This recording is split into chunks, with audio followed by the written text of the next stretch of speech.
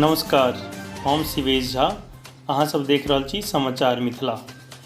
बिहार में दल बदली खेल शुरू भ चुकल अछि। बिहार चुनावक तिथिक अनाउंसमेंट एखन नहीं भेल, मुदा एखनहिसँ राजनेता सबके दल बदली कार्यक्रम शुरू भ गेल छनि।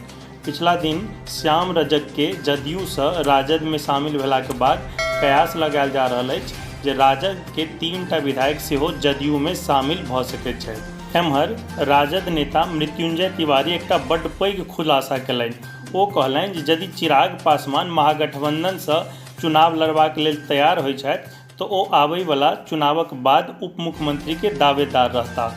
पिछला काफी दिन से जदयू के विरोध में बाजे वाला चिराग पासवान संभवतः महागठबंधन के हिस्सा भ सकैत छथि। दोसर दिस श्याम रजक के पार्टी छोड़लाक बाद जदयू अपन दलित वोट बैंक टूटैत देख जीतन राम मांझी के पार्टी में शामिल करबाक लेल भरपूर प्रयास कर रहल अछि। बताओल जा रहल अछि जे मांझी काफी दिन से महागठबंधन से नाराज चलि रहल छथि। सीट बंटवाराक लेल मांझी बेर बेर मांग कर रहल छथि, लेकिन गठबंधन दिस से कोनो तरहक पहल नहीं होइत देख जीतन राम मांझी आबय वाला समय में जदयू में शामिल भ जेतैथ या किछु सीट पर संतुष्ट भ कऽ एनडीए के संग चुनाव लड़बाक लेल तैयार भ सकैत छथि। हालांकि 20 अगस्त के जीतन राम मांझी अपन कोर कमिटी के बैठक बजेने छथि, जाहिमे उम्मीद कयल जा रहल अछि जे बहुत पैघ खुलासा कऽ सकैत छथि। इम्हर जदयू द्वारा काफी दिन से जीतन राम मांझी के अपना पाला में अनबाक प्रयास चलि रहल छल।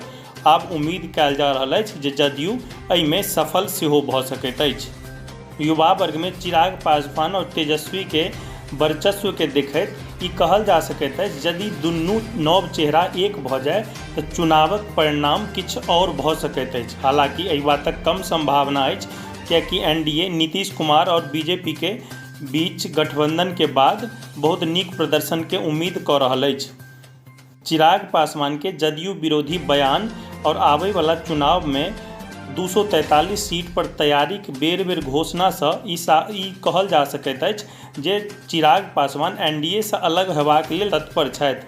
हालांकि रामविलास पासवान एहि पर सेहो चुप्पी सधने छथि और एक बेर ओ बयान दऽ चुकल छथि जे नीतीश कुमार, लालू यादव और रामविलास पासवान के राजनीतिक दौर एक समय में छल जे आब खत्म होबाक कगार पर अछि, जकरा बाद कहल जा सकैत अछि जे चिराग पासवान महागठबंधन में एबाक लेल प्रयासरत छथि। हालांकि पिछला दिन पप्पू यादव से भेंट करबाक बाद इहो कयास लगायल जा रहल छल जे चिराग पासवान पप्पू यादव संगे कोनो थर्ड फ्रंटक निर्माण के लेल सेहो सोचि रहल छथि। हालांकि एखन चुनाव के घोषणा नहीं भेल अछि, ताहि दुआरे किछु स्पष्ट नहीं भेल छल, लेकिन कयासक दौर जारी अछि।